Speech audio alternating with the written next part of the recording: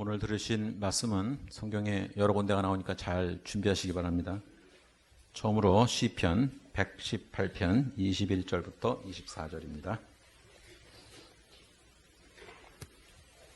시편 118편 21절에서 24절입니다.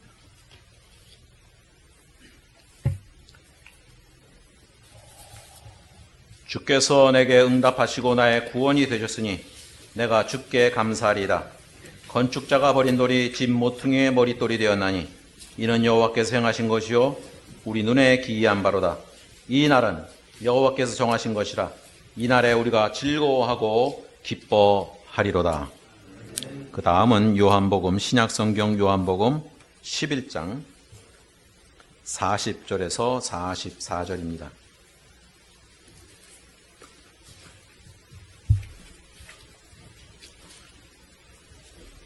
(11장) 40절부터 44절입니다. 예수께서 이르시되 내 말이 네가 믿으면 하나님의 영광을 보리라 하지 아니하였느냐 하시니 돌을 옮겨놓으니 예수께서 눈을 들어 우러러 보시고 이르시되 아버지여 내 말을 들으신 것을 감사하나이다. 항상 내 말을 들으시는 줄을 내가 알았나이다. 그러나 이 말씀 하옵는 것은 둘러선 무리를 위함이니 곧 아버지께서 나를 보내신 것을 그들로 믿게 하려 함이니이다. 이 말씀을 하시고 큰 소리로 나사로야 나오라 부르시니 죽은 자가 수족을 배로 동인 채로 나오는데 그 얼굴은 수건에 쌓였더라. 예수께서 이르시되 풀어놓아 다니게 하라 하시니라. 마지막으로 로마서 9장 30절에서 33절입니다. 로마서 9장 30절에서 30절부터 33절까지입니다.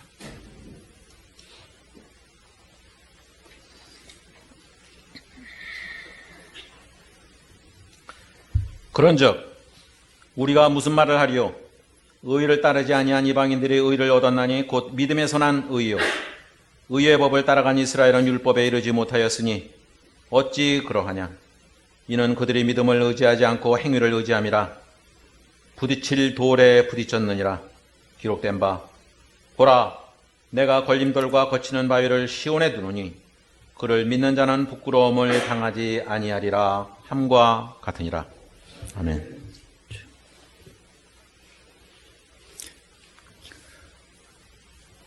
제가 저 7월 달에 왔었을 때 더워서 야, 왜 이렇게 여름이 이렇게 힘든가 그랬었는데 오늘 바바리 코트를 입고 왔습니다. 3개월 만에. 3개월도 채 안 됐는데 참 날씨가 참 마음대로 안 되는 것 같습니다. 잠시 기도하시겠습니다. 하나님, 제가 이 땅에 올 때 제가 저를 얼마나 이 땅에 있을 수 있도록 어떤 것을 했는지를 잘 모르겠습니다. 기억도 없고. 그러나 저는 존재하고 있고 또 존재하는 가운데서 하나님을 부정하고 하나님에게 많은 허물과 죄를 쌓았던 자입니다. 그러나 하나님께서 그를 불쌍히 여기시고 초대하셔서 하나님 거룩한 집으로 올라오게 하시고 우리 존귀하신 예수님의 생명을 담을 수 있는 그곳 그 생명을 같이 나눌 수 있는 자리까지 빚어나가셨습니다. 너무나 감사하고 하나님의 찬양과 영광을 돌립니다. 여기에 모인 하나님의 모든 자녀들이 그런 과정을 거쳐서 하나님 전에 올라왔을 것이라고 믿습니다. 하나님을 첫 번째 만났던 그 처음의 첫사랑 잊지 않게 하시고 그 첫사랑이 우리의 믿음이 되게 하시고 그것이 구원이 되게 하시고 영생에 이르는 길이 되게 하시옵소서. 모든 것 감사드리고 예수 그리스도의 이름으로 기도합니다. 아멘.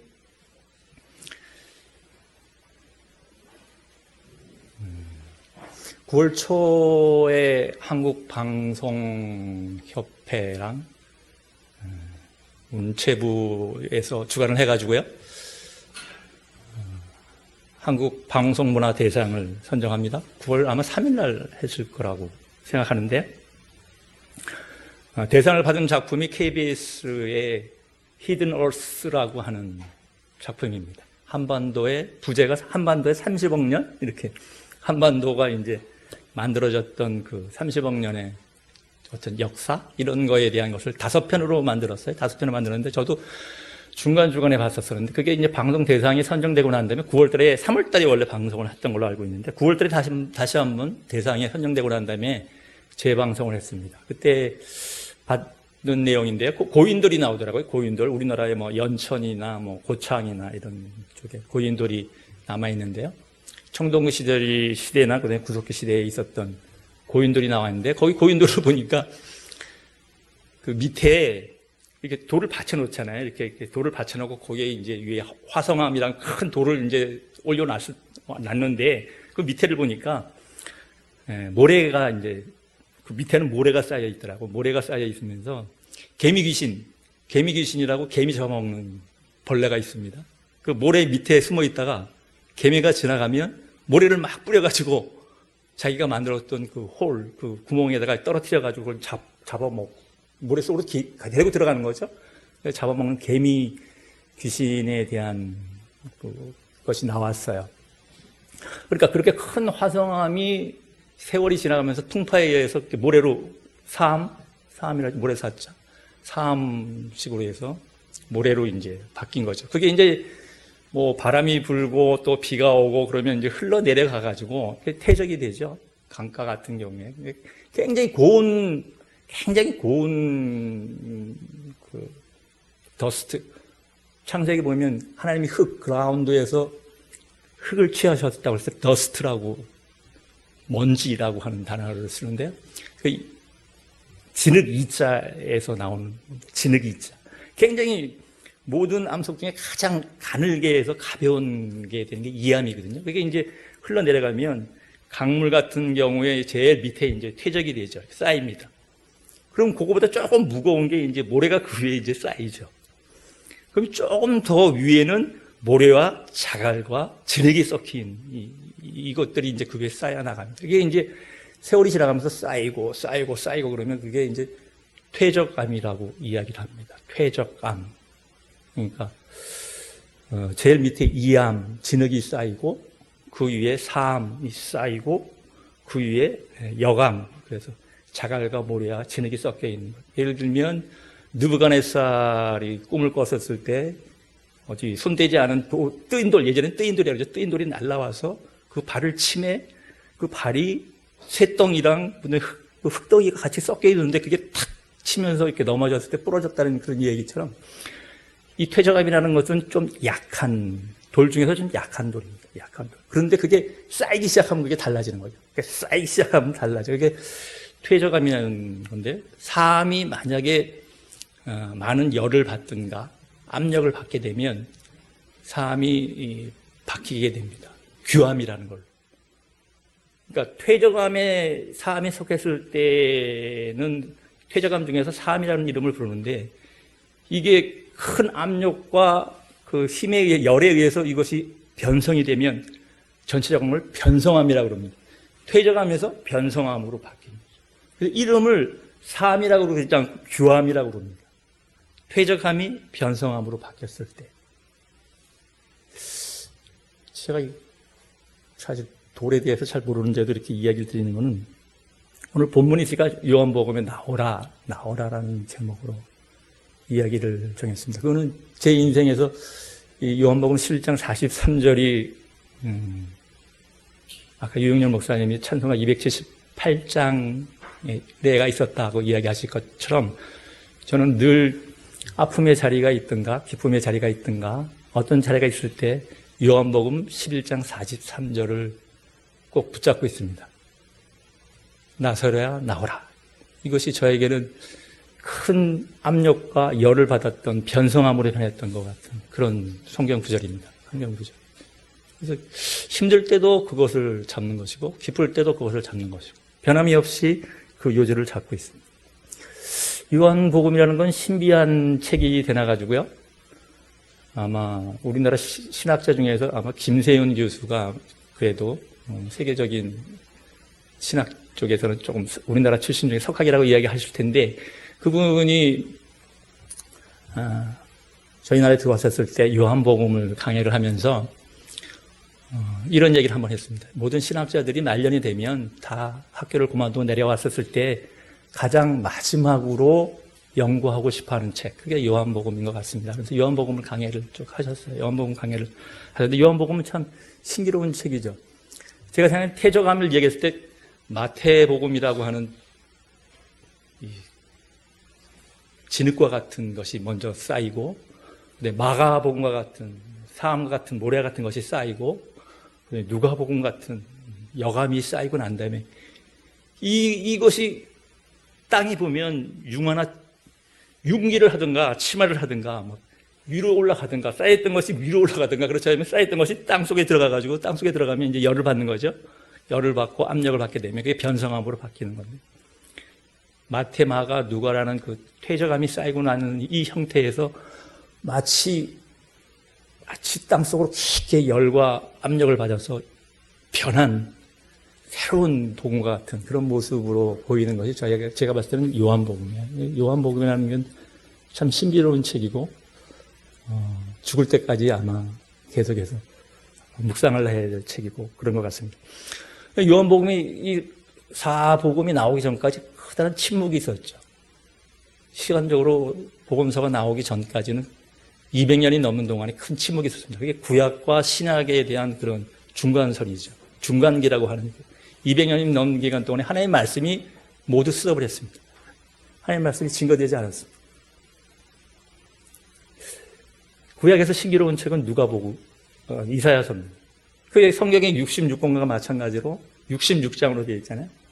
39장까지 딱 끝나고 난 다음에 40장으로 넘어갈 때 39장과 40장은 또 하나의 절개설이 있습니다. 절개설. 39장 이사야서 마지막에 39장에 보면 히스기야가 바벨론에 오는 사신들한테 자기의 성전에 있는 모든 것을 다 보여주고 막 난리쳤습니다. 그래서 이사야가 바벨론 신하들이 사신들이 왔었을 때 뭘 보여주셨습니까? 그렇게 물어보니까 히스기야가 내 성전에 있는 거 몽땅 보여줬죠. 몽땅. 그랬더니 이스라엘 대단한 나라라고 유다 대단한 나라라고 이야기를 합시다. 그 이야기를 듣고 난 다음에 이사야가 그럽니다. 왕의 자손들이 이제 바벨론에 끌려가서 환관이 내시가 되는 날이 얼마 남지 않은 것 같다. 이야기를 그러니까 망한다는 거죠. 유다가 망한다는 이야기를 하면서 39장의 끝을 맺습니다. 그 이야기에 히스기야가 이런 얘기를 합니다. 내 때에 그것을 보지 않는데 그게 무슨 큰 문제가 되겠습니까? 그러니까 자기 때 안 보면 상관이 없다는 얘기죠. 유다의 3대 왕이라고 하는 것은 다윗, 히스기야. 들어가는 그 히스기야가 하는 이야기가 내가 보지 않으면 나한테 재앙이 없으면 뭐 상관없습니다. 내 자손들이 끌려가서 포로가 되든 간에 이건 상관이 없습니다. 하면서 딱 끝나요. 39장이. 구약이 마지막을 하고 나는데 40장에 딱 들어가면 하나님이 이사야를 통해서 하신 첫 말씀이 이사야 전하라. 내 백성을 위로해라. 망했는데 위로하라는 이야기로 그 절지가 딱 서 있습니다. 절지가 서 있습니다. 위로한다는 뜻은 이런 단어 뜻이 이런 겁니다. 제가 손주를 하나 더 봤는데요. 딸을 놓고 아들을 놓고 그래서 제가 굉장히 이번 10월 달에 굉장히 마음이 막 이렇게 업돼 있습니다. 업돼 있는데 위로한다는 이야기는 그 아기가 젖이 먹고 싶어서 엄마 얼굴을 쳐다보고 있을 때 엄마가 그 아기를 안고 젖을 꺼내서 아기한테 가득 먹이고 난 다음에 아기가 너무나 엄마 품에서 배가 불러가지고 만족해하는 표정이 위로하다는 뜻입니다. 위로하다는 뜻. 그러니까 이 백성이 멸망했는데 하나님께서는 바로 절지가 있는 그 시간을 지나고 난 다음에 위로하라. 그 백성을 위로하라. 이렇게 이야기하는 게 이사야서입니다.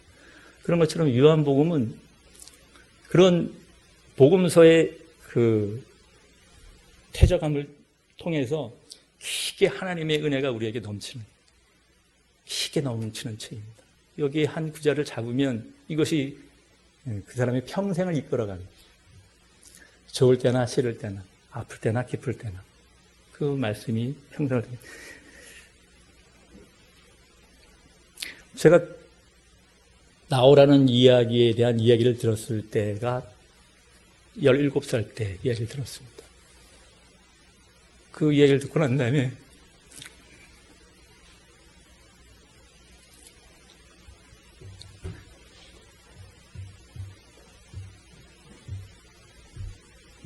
모든 것을 할 수 있다고 생각했습니다.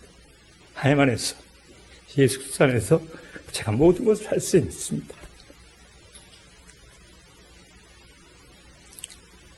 너무나 기뻤습니다. 그게 저의 첫사랑입니다. 그게 저의 첫사랑.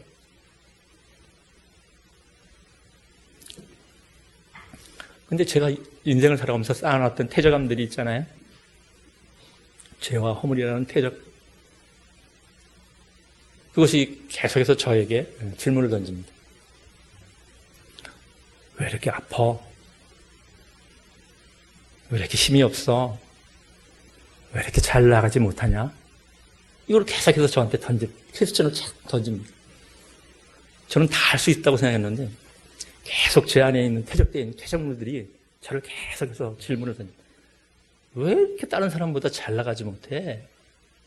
응? 만화여왕 만주의 주에 대한 은혜를 받았, 모든 것을 다 이길 수 있는 그런 힘을 받았다고 하는 너가 왜 이렇게 다른 사람에 비해서 별 볼 일 없어? 잘 나가지도 못하고 말이야. 뛰어나지도 못하고 말이지. 왜 이렇게 또 아파? 아프지도 말아야지. 제가 육체적으로는 2번 이러다가 죽겠구나 하는 경험이 있어요. 정신적으로 1번 이러다가 죽겠다. 큰아이를 낳고 난 다음에 너무 좋으니까 제가 군대에서 장가를 갔기 때문에 부대에서 도망쳐서, 물론 장교니까 도망친다는 얘기가 아니고 위수 지역을 조금 잠깐, 찡을 잠깐 제가 끊어가지고 위수 지역을 넘어가가지고 제 아이를 보러 왔다 갔다 했었었는데, 그것 때문에 이제 폐렴이 걸렸습니다. 추운 지역에 제가 양평에 있었었는데, 양평이 그때 영하 30도를 내려갔던 지역이 되나가지고 폐렴이 걸렸습니다. 그 폐렴이 걸리고 난 다음에 열이 제가 보니까 40도가 넘었는 것 같은데 움직이지를 못하겠어요. 그런데 부대에 복귀를 해야 되니까 이제 제 혼자 못 가니까 저희 이제 어머님을 처갓집에 불러가지고 처갓집에 택시 타고 마장동 터미널, 한번 이야기 드렸는데 마장동 터미널에 가서 버스를 타고 양평 터미널에 도착해서 양평 터미널에서 부대까지가 비포장입니다. 그때 비포장.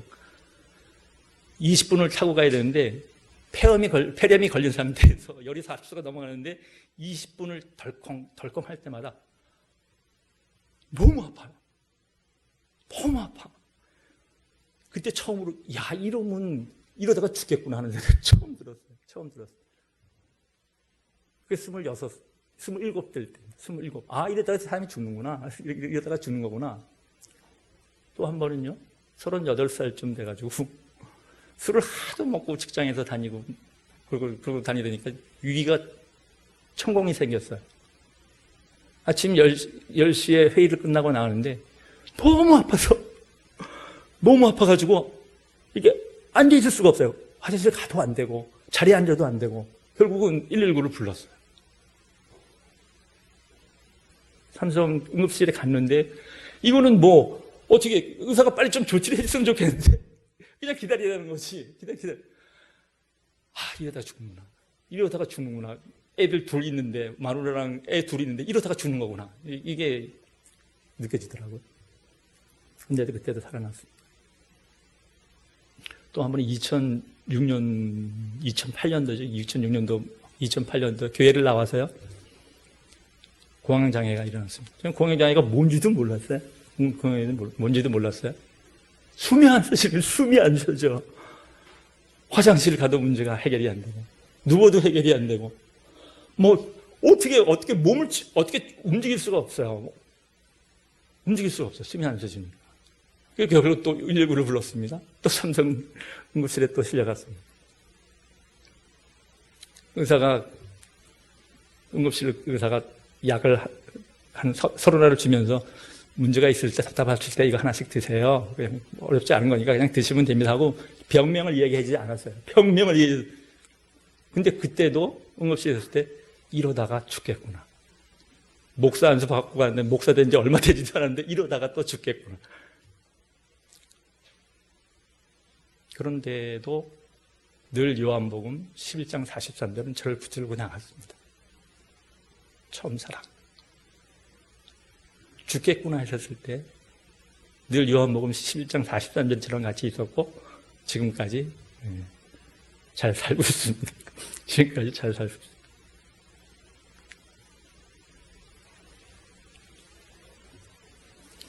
이게 쉽지 않은 믿음 생활에서 쉽지 않은 게요.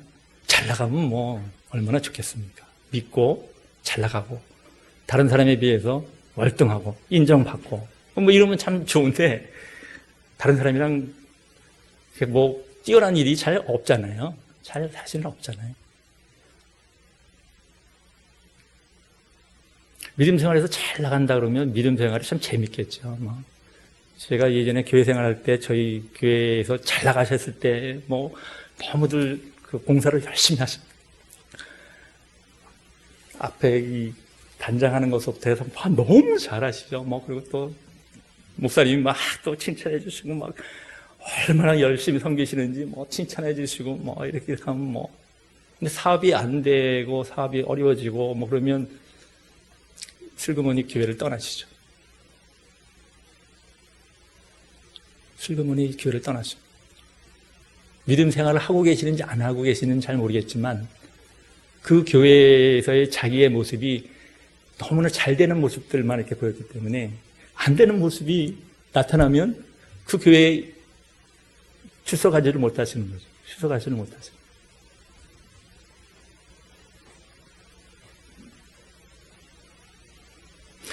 예수께서 아주 명확하게 이야기해 놓으신 게 있습니다. 죄에 대해서 이야기를 해 놓으신 게 있습니다. 죄와 허물로 에베소서 2장 1절에 죽었다. 과거형을 써서 우리는 죄와 허물에 의해서 일단 죽었다고 하는 바울이 의인은 없나니 하나도 없다. 한 명도 없다고 이야기했던 것처럼 죄에 대한 이야기가 예수님에 의해서 명확하게 내가 그래서 성령을 너희들한테 보낼 텐데 그가 오시면 죄에 대해서 의에 대해서 세상에 대해서 심판하시리라. 죄에 대해서 이야기를 명확하게 요한복음 16장 9절에 이야기했어요. 죄란 하나님이 보내신 자 그 아들 믿지 않은 게 죄다. 예수 믿지 않는 것이 죄라. 이렇게 명확하게. 그러니까 구약에 보면 관역에서 삐뚤어졌고 하나님같이 높아지려고 이야기하는 이사야서 14장에 지극히 높은 자와 같이 지극히 높아져서 그와 함께 결혼이라 이야기했던 그 계명성의 아들이라고 하는 루시퍼에 대한 그 자에 대한 모습처럼 제가 봤을 때는 이 죄에 대한 문제는 세상 사람들이 왜 예수 믿어? 그러면 그 이야기를 묻는 순간에 아, 저분은 아직까지 죄에 대한 이야기를 모르시는 분이구나. 왜 교회가? 내가 죄인이거든요. 내가 죄가 있어서 그렇습니다.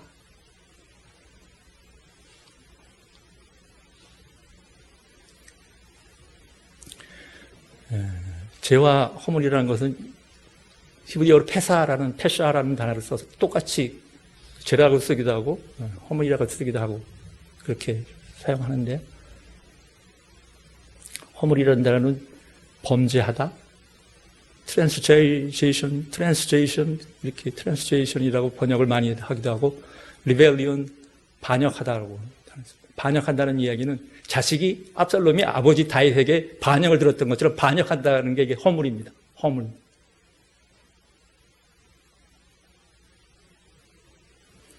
근데 이 죄와 허물에 대한 문제가 끊어지질 않는다. 제가 살아왔던 제 부모 때서부터 그 위 때서부터 계속 싸웠던 죄에 대한 문제, 허물에 대한 문제가 이렇게 탁하게 돼 있어가지고 거기다 제가 더 위에 또 얹죠. 또 새로 하나 텍스트를 만들죠.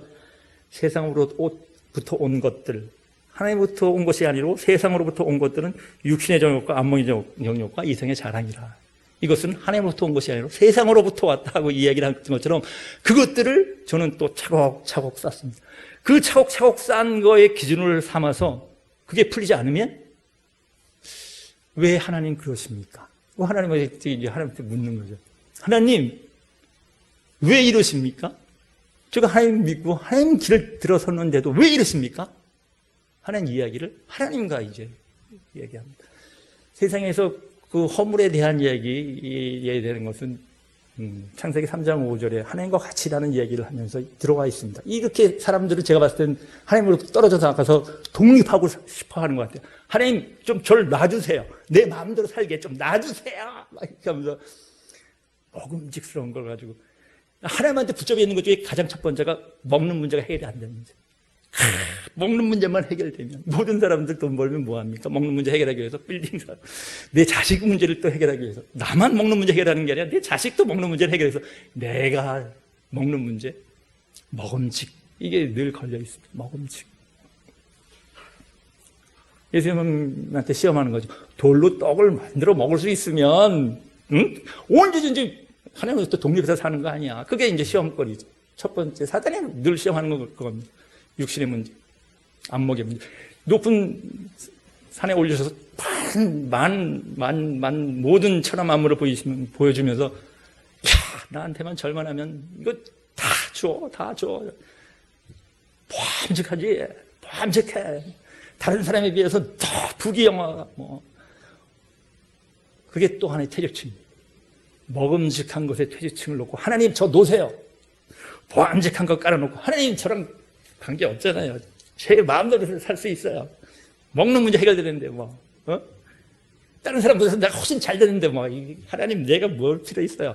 다만 그때 될 때까지 하나님이 좀 도와주시면 감사하겠습니다. 그렇게 될 때까지 먹음직을 쌀 때까지 하나님 좀 도와주시면 좋고 보암직을 쌀 때까지 하나님 도와주시면 좋고 죽지 않았으면 좋겠습니다. 하나님 죽지 않았으면 좋겠습니다. 요 문제 좀 해결해 주시면 좋겠는데 요거 해결해 주고 떠나세요. 이 문제를 채고 쌓아놓고 나는 게 제가 봤을 때는 허물입니다. 왜 허물이냐? 하나님과 같이 되고 싶어하는 마음에 대해서 하나님과 독립하는 마음. 하나님이 이제는 저를 건드리지 않으셔도 나 혼자서 얼마든지 할 수 있으니까 떠나세요. 떠나셔도 돼요. 그러니까 죄와 허물에 관련된 부분이 제가 봤을 때는 제 인생뿐만 아니라 모든 이 땅에 온 인생 전체가 다 쌓여 있습니다. 그게 퇴적감처럼 이렇게 쌓여 있을 때 하나님께서 열을 받게 하시는 거죠. 압력을 받게 하셔서 터져 나오게. 이 요한복음입니다. 이 요한복음. 제가 봤을 때는 세상 사람들 중에 먹는 문제랑 보암직한 문제는 해결하는 사람들이 굉장히 많아요. 그러나 하나 해결하지 못하는 문제가 죽음에 대한 문제죠. 죽음에 대한 문제. 제가 죽음에 대한 것을 3번 정도 경험했다고 그래요. 육신적인 아픔, 정신적인 아픔. 이 죽음에 대한 문제가 제가 보기에는 난공불락의 문제. 난공불락의 문제. 이런 고민을 믿는 사람들도 다 하는 것 같습니다. 아니, 베드로가 더 믿음이 좋아? 그렇지 않으면 야고보가 더 믿음이 좋아? 베드로는 그 첫 번째 사도인데, 로마 베드로 성당에 묻혀있는 첫 번째 사도인데, 베드로가 더 낫지 않아? 아니야. 야고보가 요새 보니까 산티아고 길이라고 그래서 스페인의 산티아고 길, 고해의 길을 가는 산티아고 대성당에 그 지하에 야고보의 무덤이 있다는 거잖아요. 야고보와 요한과 베드로 그 3명을 예수님께서 계속 데리고 변화산소부터 해서 마지막 겟세마네 기도가 할 때까지도 3사람을 따로 데리고 가시잖아요. 너희들 여기서 기도하고 있어라. 변화산 올라갔을 때도 그 3사람만 데리고 올라가죠. 야고보나 요한이 같은 형제고 또 성격이 좀 불같은 게 있어가지고 우리의 아들이라고 별명을 지어줄 정도로. 근데 야고보는 일찍 죽었어요.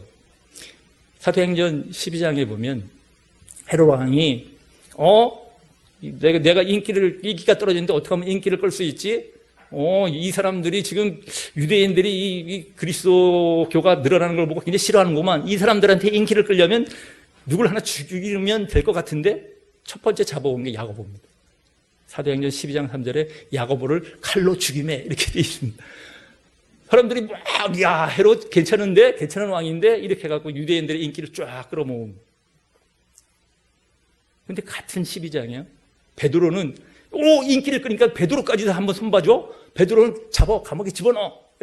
감옥에 집어넣고 4명을 한 조로 해가지고 4개 조로 만들어가지고 베드로랑 같이 감옥에 2명 집어넣고 철컥 철물 닫고 밖에 1명 세워놓고 또 철컥 닫고 밖에 또 1명 세워놓고 이렇게 4명이 망을 보게 하고 난 다음에 4개 조로 하루에 4개 조로 돌리게 했습니다. 지금 뭐 무교절인데 요거 끝나면 베드로를 꺼내다가 죽여야지. 죽여버리고 말겠어. 하고 하는 그 사이에 마지막 날 베드로를 천사가 끌어내죠. 자물쇠를 풀고 신발도 벗고 자는 베드로에게 신발 신어라. 그리고 자물쇠 풀고 철문 열고 두 사람은 지키던 사람은 자게 만들고 나와서 철문 밖에서 지키고 있는 자에게 눈을 멀게 해서 철문을 열고 다시 끌고 나와. 또 밖에 하나의 철문을 다시 열고 다시 끌고 나가서 큰 걸까지 데리고 나와서 천사는 떠나고 베드로는 마가의 집으로 갔더라. 마가의 집에서 다들 기도하고 있으니까요. 베드로는 죽지 않았습니다. 천사에 의해서 구원을 받았습니다. 그러면 당장 죽은 야고보는 믿음이 약한 건가? 그럼 베드로는 믿음이 강해서 살려두신 건가? 나는 저 사람에 비해서 믿음이 괜찮아서 이렇게 잘 되는 건가? 하는 질문을 계속하는 거죠. 질문을 계속하는 거죠. 죽음에 대한 문제는 정말 힘든 문제예요. 저도 두려워요. 제가 기억하기로는 모든 교회 갔을 때 첫 번째 설교가 히브리서 2장 14절과 15절이라고 어느 교회나 가나 저는 뭐 그거를 일단 첫 번째 설교를 2장 14절에 자녀들이 혈과 육에 속하였으며 그도 또한 혈과 육을 지니심은 죽음을 통하여 죽음의 세력 잡은 자 사단을 멸하시고 또한 평생 죽음이 두려워서 종노릇하는 모든 자들을 구원하려 하십니다.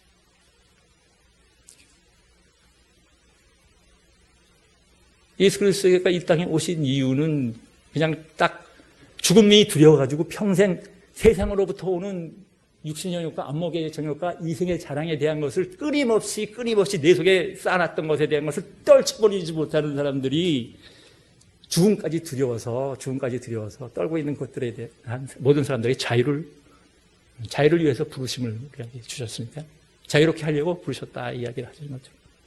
그 종로들 한 자리에서부터 자유롭게 하시고. 그럼 야고보는 믿음이 약하고 베드로는 믿음이 좋아서 베드로는 살려주시고 천사를 보내서 살려주시고 왜 야고보는 천사를 보내서 살려주지 않으시는 거야? 하는 질문이 저한테도 있습니다. 그걸 보면서요. 주기철 목사님이랑 한경직 목사님을 생각했습니다. 제가 다녔던 고등학교는 한경직 목사님이 세우셨습니다. 그래서 늘 부활절과 추수감사절에는 늘 오셔서 설교를 하셨습니다. 다른 때는 오셔도 부활절이랑 추수감사절은 늘 오셔서 설교를 하셨어요.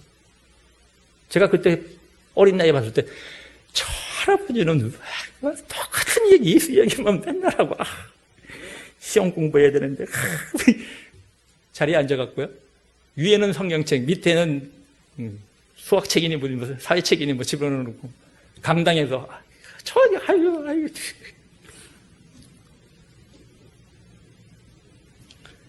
주기철 목사님은 1897년도생입니다. 한경진 목사님은 1902년도, 5년, 5살 차이. 주기철 목사님은 46세 순교하셨습니다.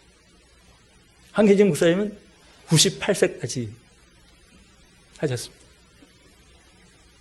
영락교회를 세우시고 광야로 장신에 가면 한경직 기념관.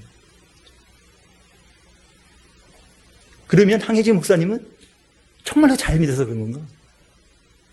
그래서 하나님께서 98세까지 살게 하셨던 건가? 주기철 목사님은 뭔가 잘못돼서 46세에 세상을 마감하게 하시는 건가?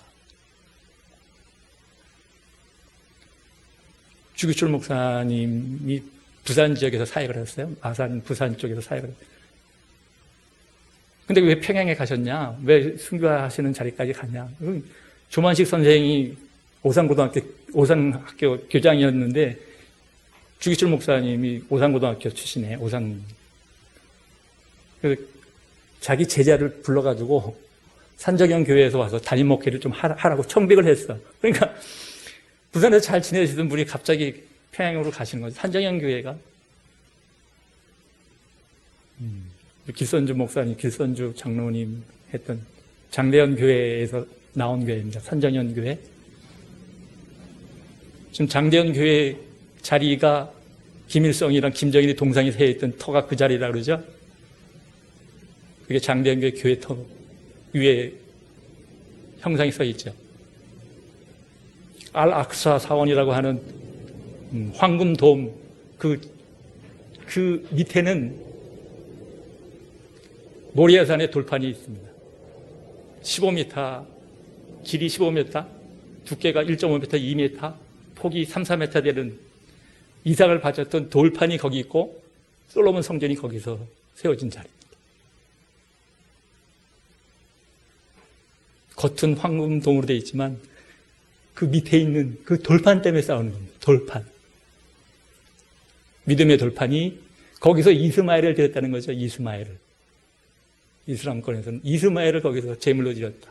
아브라함이.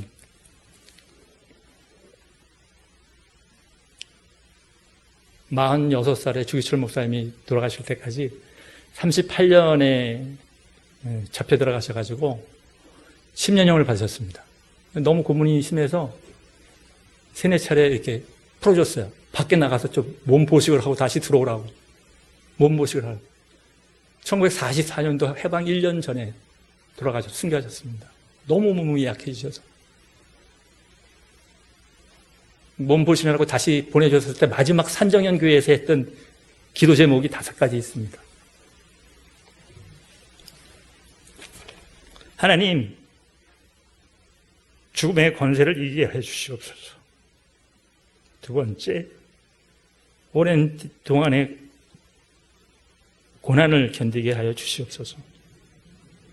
노모와 처자와 성도들을 주님께서 지켜주시옵소서. 네 번째, 의에 살고 의에 죽게 하여 주시옵소서. 5번째, 내 영혼을 주님께 부탁드립니다.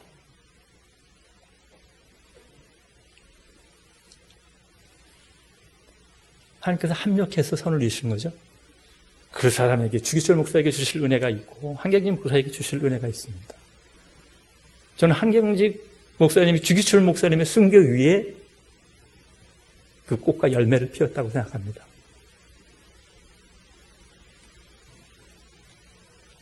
주기철 목사가 없는 한경직 목사를 생각할 수가 없고 한경직 목사가 없는 주기철 목사를 생각할 수가 없습니다.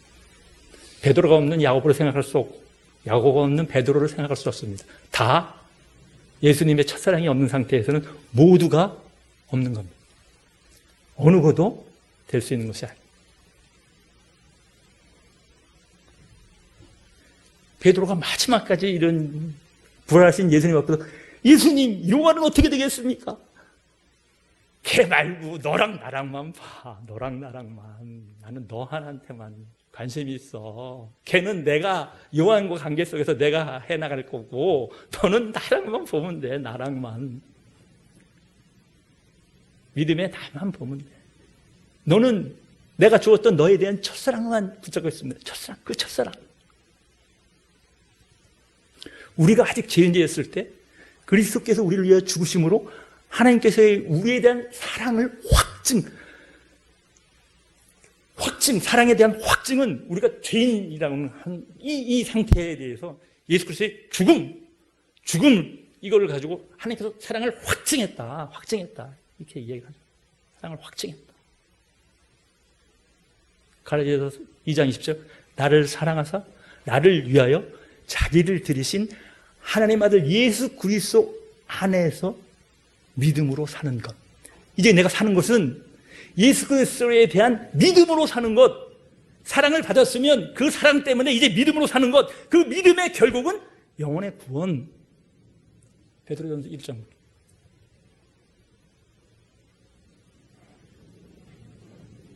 나를 부르신 이유는 너가 넘어지든 쓰러지든 하나님이 너에게 제일 맞는 길로 너가 구원의 자리까지 올 때까지 너의 영혼의 구원을 위해서 그 과정에 관련된 퇴적물들 하나님 치우시고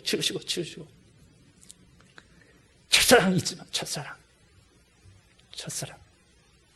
너와 내가 만났던 첫사랑, 그 첫사랑이 저 사람은 저런데 로 흔들리지 마. 그거를 흔들지 마. 나는 너의 영혼의 구원을 위해서 어떻게 하든 간에 너를 빚어나가신 재창조하는 너의 하나님이라.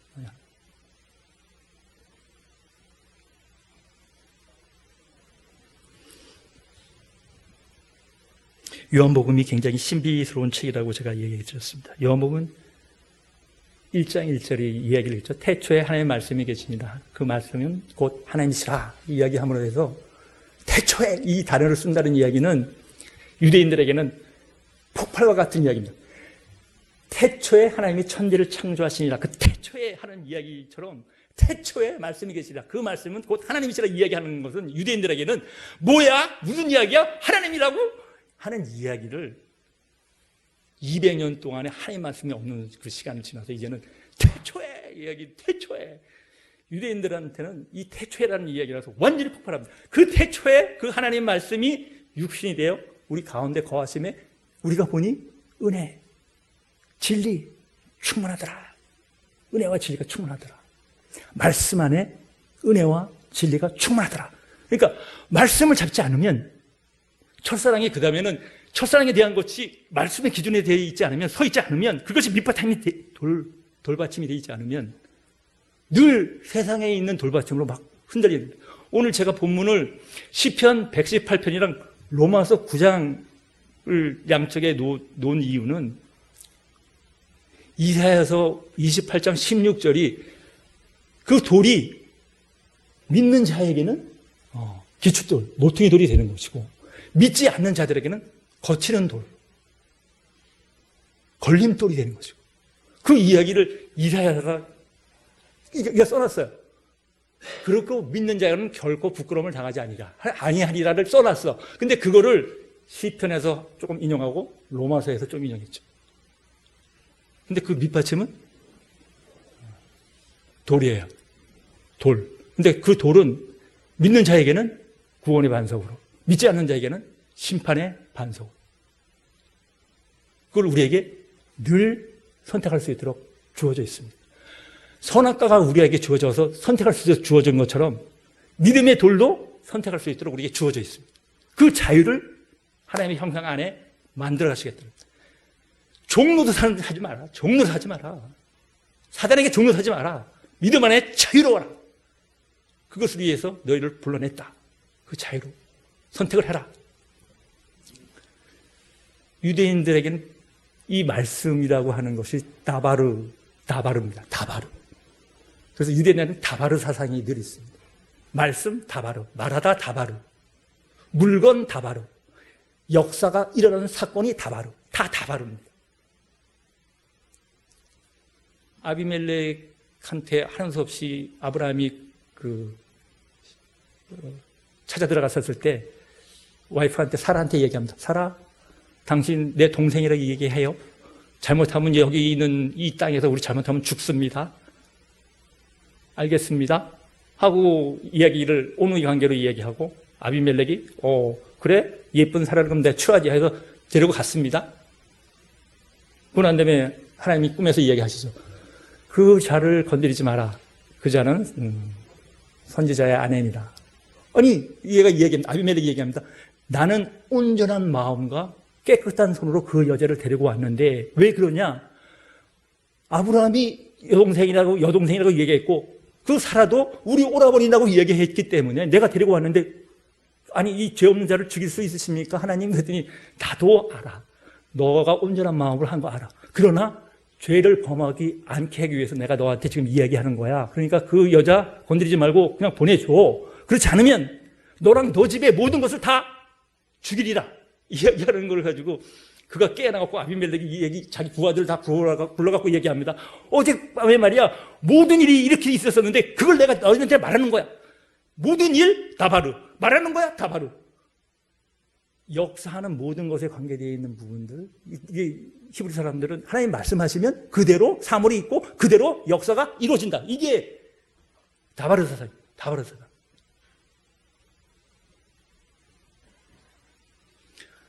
허물을 제가 다시 한번 더 이야기를 드리는데, 허물은 이런 예를 드릴 수 있습니다. 제가 저번 주 주일날 오후에 여기 성남 아트센터에 가서 나비 부인을 봤습니다. 저희 집사람이랑 우리 오페라 본 지 얼마나 됐는지 기억나? 그래서 글쎄 한 30년 된 것 같은데. 아니 30년이나 됐는데 아직까지 우리 오페라도 안 가고 그럼 되겠어? 그래서 그래? 그럼 우리 한번 볼까? 그래서 갑자기 저기 가갖고 오페라를 봤는데 저는 기대했던 게 있습니다. 나가사키 항의 그 가이샤 초초가 그 남자 그 미국 해군 장교를 기다리면서 그 불렀던 뭐 아리아 노래도 있지만 저는 바다 풍경을 이렇게 기다렸어요. 그 무대에 나가사키 항에 바다가 쫙 보이면서 배들이 쫙 들어오면서 그걸 밖에서 이 초초가 바라보면서 그 남편을 기다리면서 당신이 오는 그 모습에 대한 그 행복함, 그 기쁨, 도망가갖고 미국에서 3년 동안 들어오지 않는데 그 모든 것을, 그 희망을 다 담아가지고 그 바다를 보면서 그 배가 들어올 때 우리 아기가 얼마나 기뻐할 것인지, 나의 이 기쁨이 막 충만해서 넘치는 이거에 대한 노래를 부르는 이걸 생각했는데, 현대판으로 다 바꿔놔서 조금 제가 현대판으로 바꿔놔서 좀 실망을 했는데, 내용이 그런 거였거든요. 집안이 사무라이 집안이에요. 여자 집안은 사무라이 집안. 근데 아버지가 일찍 죽었어요. 그러니까 15살 된 여자애가 먹고 살 게 없는데 친척들은 다 있는데 꼿꼿하게 지내라고 이야기를 하는데 일단 게이샤가 됐어요. 우리나라로 이야기하면 예전에 보면 이제 이렇게 음악을 치는 이제 기생과 같은 얘기가 됐는데, 해군 장교들이 이 나가사키 항에 늘 이렇게 들어왔다가 자기 임기가 끝나면 떠나잖아요. 그 기간 동안에 미국 해군 장교가 이제 바람을 피는 거죠. 거기다가 이제 게이샤가 되기 때문에 죄의식이 없어요. 자기는 즐기면 되니까. 근데 이 여자는 이런 걸로 대표를 해요. 내가 이때까지 믿었던 모든 것을 다 버리고 난 남편의 종교가 있는 기독교로 개종합니다. 그거는 자기의 정체성을 이제 다 포기하겠다는 거예요. 이때까지 자기가 살았던 일본인의 정체성을 다 포기하고 나는 지금서부터 새 사람으로 살겠다는 거예요. 새 사람으로. 그래서 기독교로 개종하면서 자기가 신주 단지처럼 아버님한테 받았던 그것까지도 다 친척들한테 다 던져버리죠. 그리고 자기는 이 사람만을 기다리는 거죠. 근데 남자는 본국에 다시 돌아가고 미국 여자랑 다시 결혼을 해요. 여기에서는 호적에다 다 올렸어요. 일본에서는 호적에다 다 올렸어. 근데 미국은 여기 일본에 호적 올리는 거랑 아무 상관없잖아요. 여기 호적은 별개니까. 그러고 난 다음에 다시 일본에 파견돼가지고 다시 돌아오는 소식을 이 초초가, 게이샤가 다시 들어요. 남편이 와가지고 아기를 주면 내가 미국에 가고 잘 키운다. 이런 이야기를 하는 거죠. 그러니까 이 여자는 자기 모든 것을 다 이 남자에 대한 향해서 모든 걸 다 샜는데 이 남자는 이 여자가 그냥 지나가는 잠깐 동안에 즐기는 대상인 거죠. 그 결과는 초적 자결하죠. 한 사람의 생명을 그렇게 끊는 겁니다. 그게 허물입니다. 그건 자기가 그 시대 때 그 해군 장교 이 핑커턴 이 사람으로 보면 잘못이 하나도 아니야. 다들 그래. 장교들은 주인에서는 다 그래. 그리고 누가 더 예쁜 여자, 누가 더 젊은 여자랑 사는지 뭐 이렇게 자기가 희작거리는 것 뿐이지. 그러나 그 모습으로 하나의 생명을 끊는 겁니다. 영원한 생명인 기독교에 대한 것을 끊어버리는 거예요. 그게 허물인지를 몰라요. 그게 인간들이 살아온, 내가 살아온, 제가 살아온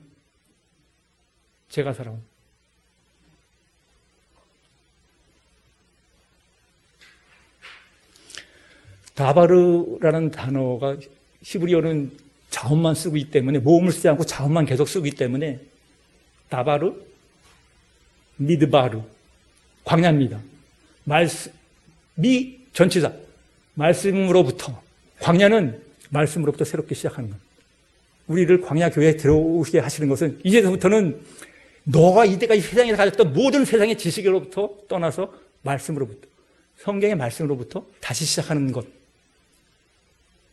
그래서 그 말씀이 드비르, 다바르의 다른 모음 형태인 드비르, 지성소가 되는 거예요. 지성소. 그 말씀이 내 안에 지성소에 들어와 있는 것. 드비르. 그래서 그대로 살면 도베르, 말씀의 초장이 되는 것이고, 그 말씀도 살지 않으면 데베르, 역병, 전염병이 생겨서 심판을 받는 것이고. 다바르 사상에 다 들어가 있는 겁니다. 말씀이 육신이 되어 이야기하면 뭐라고 이야기를 한 거냐면, 너희들 안 믿으면, 예수 안 믿으면 죽어. 유대인들한테는 놀라는 이야기죠. 믿으면 영생이야. 이 이야기를 말씀이 육신이 되어 이렇게 이야기를 하는 겁니다. 말씀이 육신이 되어. 그거는 유대인들만 알아. 다바르 사상을 갖고 있는 유대인들만 알아. 유대인들.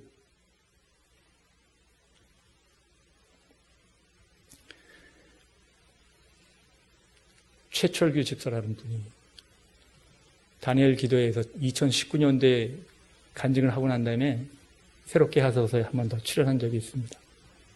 젊은 분인데요. 젊은 분인데 지금은 뭐 50대 중반이 됐지만 철로 역정을 만화로 그렸던 작가입니다. 최철규 집사. 어머니가 일찍 돌아가셨어요. 초등학교 때. 아버지가 경찰이야. 어머니가 일찍 돌아가셨어요. 아들만 셋인데. 돌아가시고 난 다음에 10개월 만에 아버지가 새 부인을 데리고 왔는데 아들 셋이 완전히 그냥 반기를 두는 거죠. 새 어머니가 너무 미운 거죠. 어머니라고 부르지도 않는 거죠. 2층에 아버지 방이 있는데 최철규 집사 국민학교 5학년 때 가출하려고 중학교 때 올라가면서 가출하려고 돈 훔치려고 2층에 올라가는데 기도 소리가 들리는 거예요. 새로운 엄마가 최철규를 위해서 기도를 하고 있는 거예요. 하나님, 우리 셋째가 너무 말을 안 듣는데 하나님, 우리 철규한테 좀 철이 들게 하셔서 하나님 잘 듣게 해주시고 이 얘기를 하는데 그냥 기도하는 게 아니고 울면서 기도하는데 살아있던 엄마가 울면서 기도했던 그 모습 그대로 그 새 엄마가 그렇게 울면서 기도하고 있는 이야기를 듣고 난 다음에 최철규 집사가 올라가지를 못하고 내려와가지고 형들한테 얘기하는 거예요. 형들, 새엄마가 전에 있던 엄마랑 똑같이 울면서 기도하더라, 우리를 위해서. 형들 어떡할까? 이 이야기를 듣고 형제 셋이서 우리 오늘서부터 엄마라고 부르자. 엄마라고 부르자.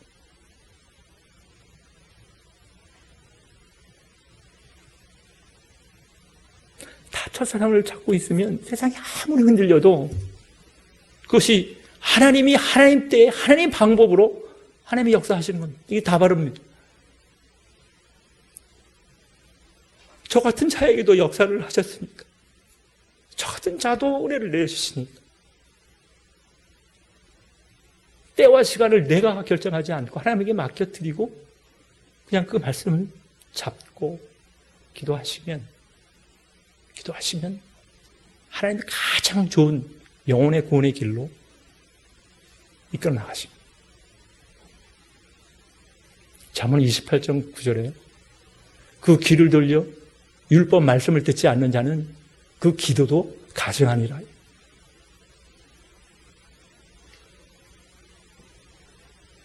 그 최철규 집사가요, 철로 역정을 그린 작가가 아니고 원래는 성인 만화 작가였어요. 성인 만화 작가.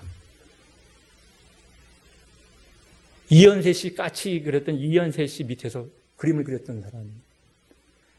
그분이 이야기가 이런 거예요. 성인 만화를 잘 그려서 잘 나가려면 어떻게 하셔야 아시는지 아십니까? 제 마음속에 성인 만화에 관련된 모든 포르노서부터 해서 모든 것들을 다 계속 몇 년을 집어넣으면 딱 잡으면 모든 성인 만화가 척척척척 모든 만화가 척척척척 죽음에서 은혜를 받고요. 하여간 제가 한번 여러분도 한번 들어보십시오. 은혜를 받고 난 다음에 철로 역정을 그리는 되는데 철로 역정이 그려져야죠.